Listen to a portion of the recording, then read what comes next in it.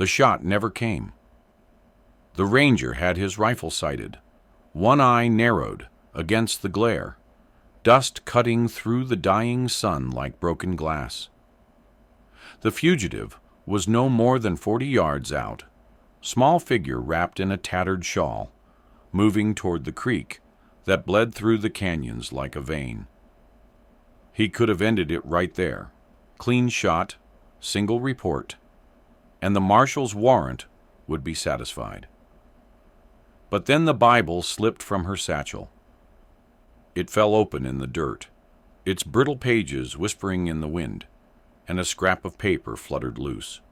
Not a letter, not a confession. A child's drawing, rough, done in blue chalk and coal, faded at the edges. It showed a little cabin by a river, and a woman holding a small hand beneath a crooked cottonwood. A sun with a smiling face hung over them. The ranger's finger froze on the trigger. He'd seen too many kinds of lies in his time. Forged deeds, fake bounties, love letters sent by dying men, but never a drawing like that. There was something raw and honest in the strokes. He lowered the rifle, slowly. The woman didn't notice him. She was limping now, dragging one leg behind her through the sage. Her boots were split, her hair full of road dust. Around her neck, tied with fraying twine, hung a small wooden sign scorched black on one side. The single word carved into it read, "Betrayer." 2 days earlier, that same word had been nailed to the door of the sheriff's office in Valton. They said she'd poisoned a cattleman's well, that she'd traded secrets to the Comanches, that she'd been sleeping with half the men who rode past her homestead. The lies changed by the hour, but the one that stuck was the last one, betrayer. And now, a man with a government badge and an old war scar across his cheek was paid to bring her in, dead or alive. Only problem was, Ranger Eli McCord had buried enough innocent folks to know when a lie smelled like politics. Still, duty was duty. He'd tracked her through 3 counties, found the burned farmhouse, the shallow grave by the cottonwood where someone had buried a dog, and the footprints heading west. She hadn't stolen a horse. That told him something. She wasn't a bandit, just someone running on fear and faith. Now, in the failing light, he watched her kneel by the creek and wash her hands, her fingers raw and cut from rope burns. The sign around her neck caught the sunset and flickered, that one word burning like a brand against her chest. The rifle weighed heavy in his grip, so did his conscience. Eli stepped from behind the rocks. The woman looked up, startled, eyes wide, gray like ash after fire. She didn't run. She just whispered, almost to herself, "If you're gonna kill me, best do it now. The dark don't need to see." The ranger said nothing. He holstered the rifle, and when she saw that, her face broke, not in relief, but in confusion, like someone whose body had forgotten what mercy felt like. He picked up the fallen Bible and brushed the dust off the cover. Inside the front page, in a child's scrawl, were the words, "For Mama, come home soon." Somewhere behind them, a coyote called, long, low, lonely. Eli looked up at the fading ridge and muttered, "You best come with me before someone less patient finds you." The woman hesitated. Then she touched the wooden sign at her neck, the word that had become her name, and said quietly, "They'll hang me in Valaton. You know that." Eli met her eyes. "Maybe. But till then, you walk beside me. Not ahead. Not behind." And with that, he turned toward the east, toward the long road back. She followed, barefoot now, the dust rising around her, like ghost smoke. Behind them, the creek carried away the child's drawing, the edges softening, the colors fading, until it disappeared beneath the darkening current. By midnight, the ranger would learn why the woman had run, and by dawn, blood would stain the Bible she carried. The fire was small, almost ashamed to burn. Eli sat beside it, rubbing the sleep from his eyes, listening to the low hum of the desert night. Coyotes somewhere far off. A hawk's cry, sharp as regret. The woman slept across from him, back against a boulder, her knees pulled tight beneath her chin. Her name, she'd said, was Clara Wren. No husband, no kin left.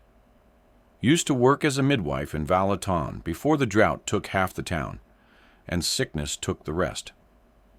Folks had once trusted her hands, till the sheriff's boy died in her care. Fever took him, but grief turned the town's eyes mean. When the preacher said she worked with herbs, not fit for God's creatures, that was all it took. They branded her door, bound her wrists with rope, and drove her out beneath the noon sun. Now, 2 weeks later, she carried the Bible they'd left behind, and somewhere between the torn pages, her child's drawing. Eli tossed another twig into the flame. "How old's the boy?" She didn't answer, just looked at him, slow and cautious. "You been following me long enough to know I ain't got no boy anymore." He frowned. "That drawing says different." Clara's breath caught, and for a heartbeat, Eli saw it, that flicker of something raw and wounded behind her stillness. She said, "He drew it the day before they came. I told him to hide in the root cellar. Sheriff never looked. I buried him there 2 days later." The words fell heavy, simple, like stones into a shallow grave. Eli didn't reply. He just reached for the Bible, turning it in his hands. The edges were burnt, as if someone had tried to set it alight and failed. The smell of smoke clung to the pages. Clara saw him notice. "They tried," she said quietly. "Said if the good book wouldn't burn, it meant I'd cursed it." He looked at her wrists then, raw, where the rope had eaten through skin. The marks hadn't fully healed. "You could have run farther," he said. "I did. The desert just ran out before Mercy did." Eli exhaled through his nose. "Mercy don't travel much these days." "Neither does Justice," she replied, staring into the fire. By dawn, they were riding east again. Or rather, Eli rode, and she walked. He'd offered her his horse once, out of habit, and she'd refused with a look that said she'd carried heavier burdens than pride. The road cut through red rock and thorn bush. The sun came up slow and cruel, painting everything gold but giving nothing warmth. At a dry well along the trail, Eli found something carved into the stone lip, a rope symbol, looped, frayed at the end, and beside it, 5 tally marks scratched deep. "Outlaw sign?" he muttered. Clara shook her head. "No, it's a warning. Every woman marked like me who passed through here left her count." Her fingers brushed the carved rope. 5 before me. That night, they stopped by an old mining shack, half buried in dust. The wind rattled loose boards like old bones. Inside, Clara sat by the firelight, eyes fixed on her hands. "You ever wonder," she said, "what folks see when they look at you, before they decide who you are?" Eli leaned against the doorframe. "Every day." She smiled faintly, bitter. "Then maybe we ain't so different, lawman." He wanted to tell her she was wrong, that he had a choice, that he could still walk into town and sleep under a clean roof.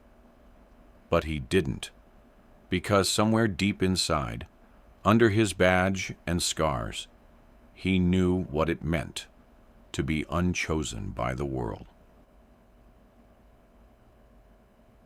Before sleep took him, he heard her whispering a prayer, not to God, but to something older, something that lived in the dust and the wind.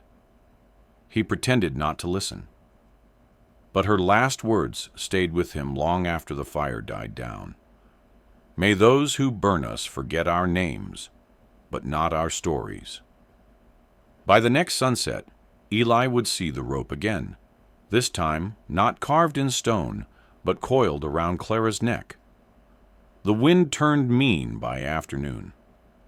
It came shrieking down from the buttes, dragging sand and dry thorns through the gullies. The sky turned the color of iron.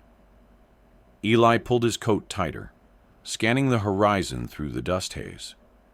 Then he saw the tree, a dead cottonwood, split in two, standing alone beside the road like a forgotten gallows, and beneath it, riders, 4 of them, men from Valaton. He recognized the sheriff's horse before he recognized the man. They'd found her first. Clara was on her knees, hands bound, the rope coiled around her throat. The sign, Betrayer, still hung at her chest. The sheriff's voice carried on the wind. You thought you could outrun justice, witch? Eli dismounted slow, careful. He could feel the old war instinct crawling back into his bones. That tight, quiet kind of rage that only comes when you know you're too late. The sheriff looked up and spat. McCord! Hell, didn't think they'd send you. Ain't this woman your catch? Eli's jaw flexed. She is, and she's coming back alive. The men laughed, the hollow kind of laughter that always hides fear. She's confessed already, said one, a ranch hand with dust-crusted boots. Said she poisoned the wells, cursed the cattle, brought fever to the town. Eli's eyes flicked to Clara. She said nothing, only looked at him with the faintest shake of her head. Not denial, not plea, just truth, silent but heavy. The sheriff smirked. You can take her corpse in, Ranger. Still counts the same. He kicked his horse forward and jerked the rope tight. Clara gasped, her body straining. Eli's hand went to his revolver. The sound that followed was not a shout, just 3 quick gunshots, flat and final. When the smoke cleared, one of the ranchers was down, the rope had split, and Clara was on the ground, coughing, clawing the air.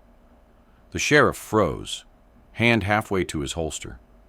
You just shot one of my men, McCord. Eli's voice came low, almost calm. No, I shot the rope. He cocked the hammer again. Next one splits your hat. The sheriff hesitated, long enough for the wind to twist the rope end like a snake. Then he backed his horse. You'll hang for this, he said. Maybe, Eli said, but not today. When they rode off, dragging the dead man's horse behind them, the silence left behind was thick as smoke. Clara lay on her side, the broken rope still around her neck. Her lips were bleeding where the fibers had cut through. Eli knelt, cut the last of it loose. You all right? She looked at him, eyes wet and fierce. You should have let them. I was ready. He shook his head. Ain't my business what you're ready for. Her voice broke, soft, angry, raw. Then why? He didn't answer, just threw the rope into the fire pit and watched it catch. It burned slow, the smoke curling gray against the dying light. The word betrayer blackened, blistered, and finally turned to ash. Clara stared into the flame like it was taking something with it, something she'd been carrying too long. As night fell, Eli moved the camp upwind of the tree.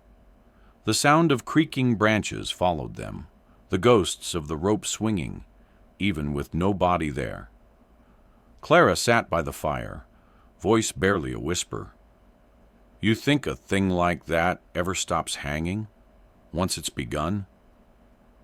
Eli didn't know how to answer. She held out her burned wrists toward the flame. They say pain purifies, but I think it just brands you deeper. He looked at her, truly looked this time, and saw the woman beneath the dust and blood, proud, wounded, and impossibly alive. By morning, the rope had burned to cinders. But in the ashes, Eli found something small, a single thread of blue cloth caught among the embers. It was the same color as the crayon in the child's drawing. He pocketed it without a word. At the next town, someone would recognize her face, and by the time the church bell rang, the ranger's badge would mean nothing. They reached Dry Creek by noon, a town that looked sun-bleached down to the bone. Dust clung to everything, the windows, the men's beards, even the church bell that hadn't rung since the war ended. Clara's step faltered as they entered the main street. People stared. That kind of stare that isn't curiosity, it's ownership.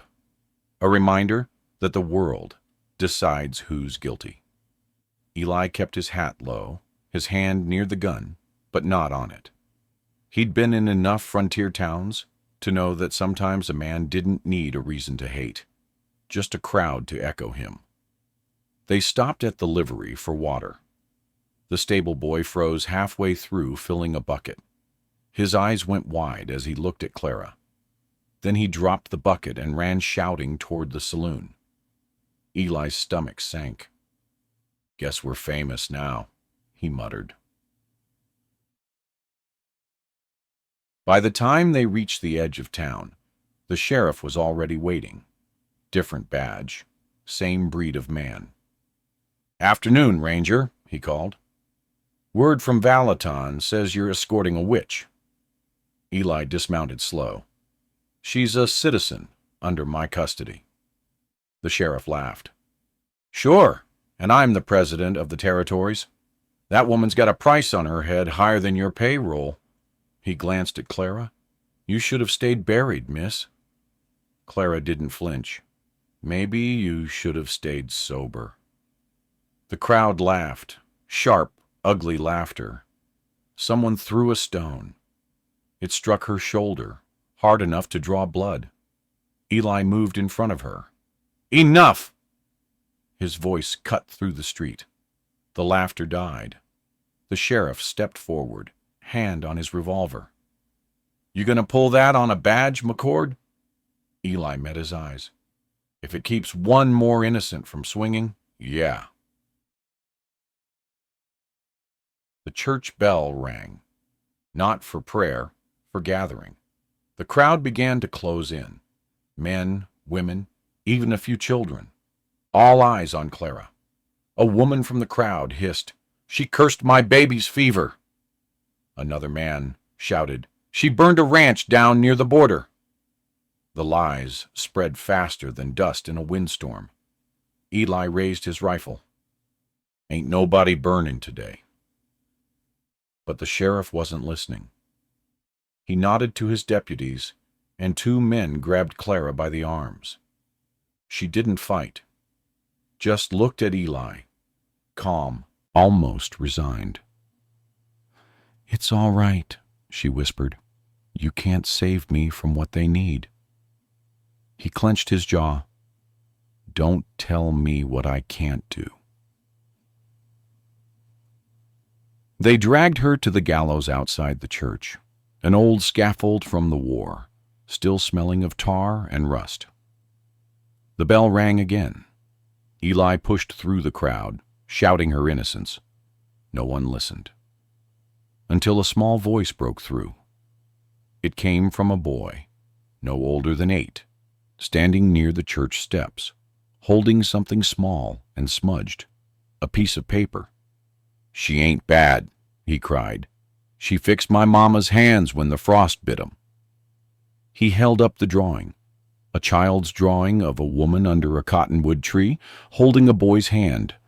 Eli froze. So did Clara. The sheriff sneered. "You hush up, boy." But the child shook his head. "You're liars. My mama says she's kind." And for the first time, the crowd hesitated. A flicker of shame moved through them, faint but real. Eli saw his chance. He fired once, not at the people, but at the rope above the gallows.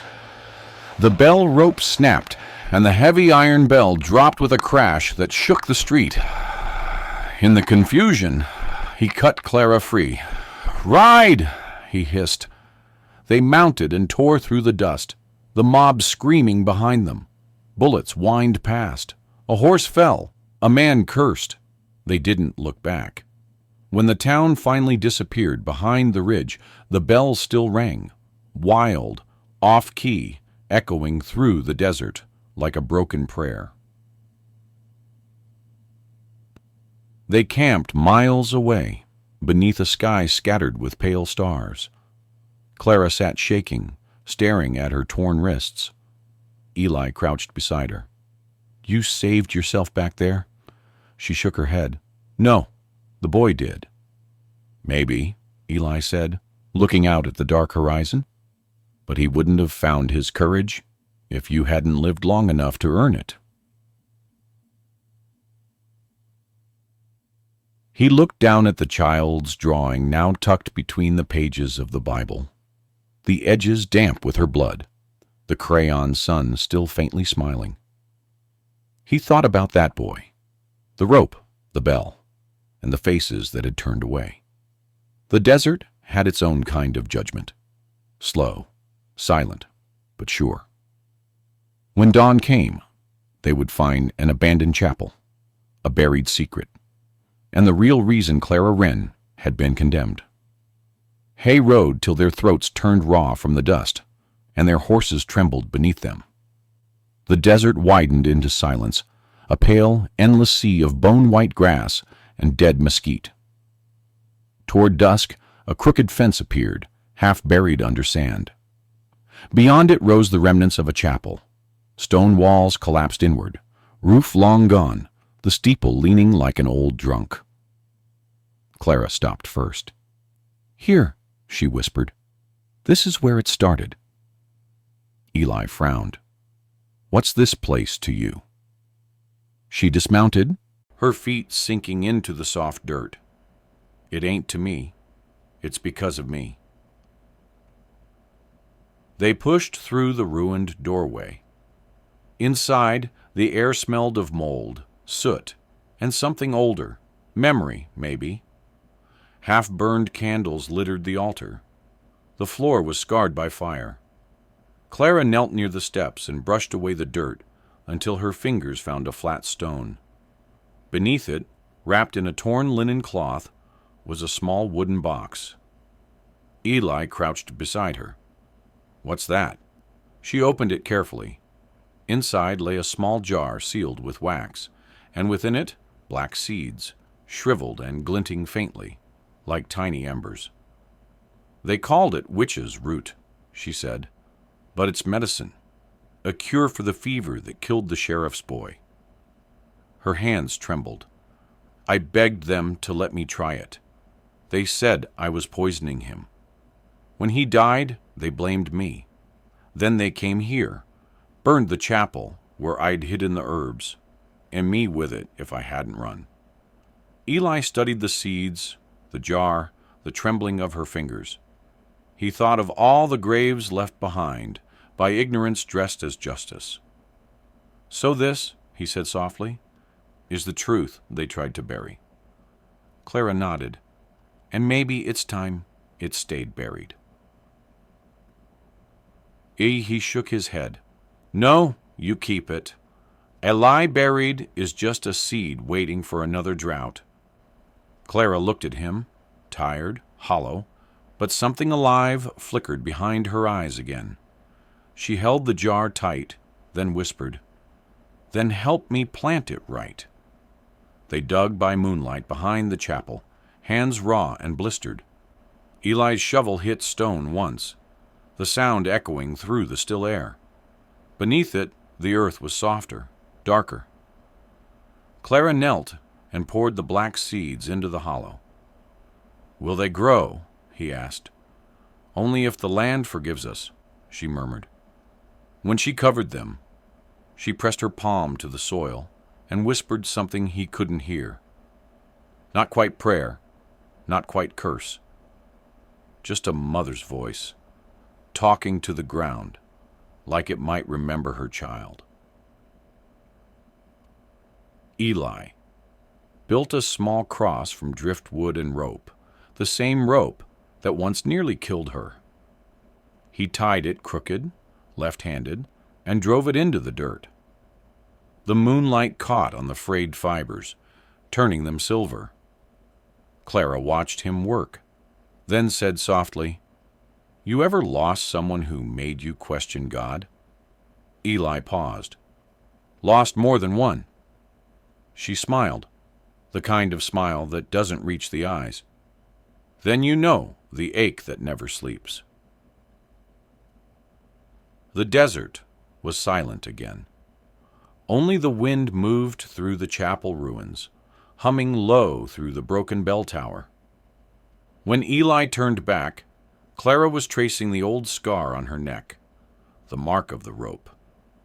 She said, "You burned the sign, Ranger, but you can't burn the name.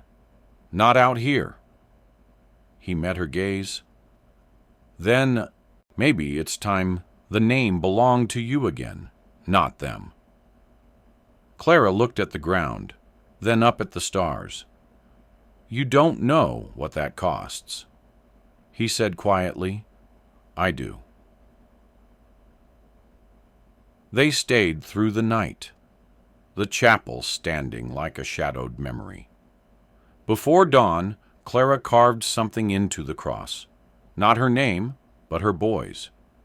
When the sun broke over the ridge, it caught the letters in gold. By sunrise, riders would find their trail again, and before it was over, only one of them would stand beside that cross. They came at dawn, 3 riders, dark against the red horizon, dust rising like smoke behind them. Eli heard them before he saw them, the low thunder of hooves rolling across the dry plain, the metallic rattle of spurs. He rose slowly, checking the rifle, the revolver, the sky. It was always the sky he looked to first. Maybe out of habit, maybe out of prayer. Clara stood near the wooden cross they'd built. Her shawl fluttered in the wind, eyes fixed on the approaching dust. "They won't stop," she said. "Not till I'm gone." Eli loaded the rifle. "Then we don't stop neither." The first rider crested the hill, the sheriff from Valaton, the same one whose rope had marked her throat. He reined his horse hard, raising his rifle. "McCord!" he shouted. "Stand down! She's a fugitive, and you're aiding a murderess." Eli stepped forward, voice calm. "She's a healer. Your son died from fever, not from her hand." The sheriff's face twisted. "You don't know what she's done. She cursed my house. My boy screamed her name before he—" His words broke, raw and ugly. Clara stepped forward then, bare feet sinking into the dust. "He screamed because you wouldn't let me near him. I could have saved him." The wind fell silent. Even the horses stopped shifting. The sheriff's hand shook on his gun. "You lie!" Clara met his eyes, not with defiance, but something sadder. "I prayed for him every night after. Still do." The second rider raised his rifle. Eli didn't think. He fired first. The sound cracked across the plain, echoing off the stones. The man fell sideways, silent before he hit the ground. The sheriff fired back. The bullet grazed Eli's shoulder, hot and mean. He staggered but didn't fall. "Stay down!" he hissed at Clara. She didn't. Instead, she knelt by the cross, the one made from the burned rope, and began to dig, fast and desperate, with her bare hands. "Clara!" he barked. "What are you doing?" "Finishing what we started." The third rider dismounted, advancing with a knife drawn. Eli turned, swung the rifle like a club, and caught him across the jaw. The man dropped, teeth scattering in the dust. Then another shot rang out from the sheriff. Eli fell to one knee, the world going white around the edges. The bullet had caught him in the ribs.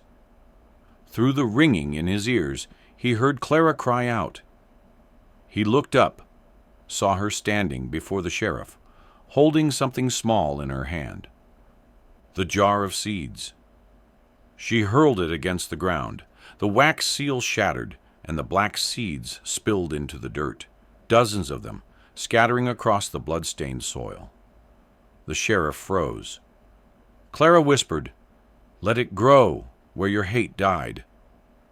And then she stepped forward, placing the burned sign, "Betrayer," at his feet. The sheriff's gun lowered, trembling. His eyes, red, hollow, tired, finally broke. He holstered the weapon, turned away. "Go," he said hoarsely, "before I remember who I'm supposed to be." They didn't speak for a long time after. Eli sat against the chapel wall, blood seeping through his shirt. Clara pressed her hands over the wound, whispering those same soft words again, the ones that weren't quite prayer. When the pain eased, he said, "You should ride north. There's a town past the ridge. Kinder folk." She looked at him. "And you?" He smiled faintly. "I'll catch up." They both knew it was a lie. By the time the sun climbed high, Eli was gone still as the dust. Clara buried him beside the chapel, under the same cottonwood where they'd planted the seeds. She took off the rope from her neck and wrapped it around the cross, this time as a marker, not a shackle. Then she took the Bible from his satchel. The child's drawing still lay between its pages. She placed it at the base of the cross, weighed it down with a flat stone. The drawing fluttered once in the wind. A woman, a boy, a crooked tree, then stilled. Weeks later, travelers passing through Dry Creek spoke of wildflowers blooming behind the old chapel, black petals edged in blue, glowing under moonlight. No one knew what kind they were. Some said it was cursed ground. Others said the earth had forgiven something. Years on, when the land finally turned kind again, a child found that same cross half buried in dust. The rope had faded to pale silver, soft as thread. He pulled it free and tied it around his wrist. When his mother asked where he'd found it, he said, "A lady told me it's not a noose anymore. It's a promise." And sometimes, on quiet desert nights, when the wind moves through the grass, folks say you can still hear that bell from Dry Creek, faint, distant, and kind. Not warning anymore, just remembering. Out here, justice dies quick, but mercy takes root slow. And sometimes the smallest kindness, a rope burned, a word spoken, a drawing saved, is what keeps a soul alive long after the gun smoke clears. If this story stirred something quiet in you, that small place where mercy still breathes, subscribe to the channel. There are more forgotten legends waiting for their light and their truth. Hit the bell so the next tale finds you first.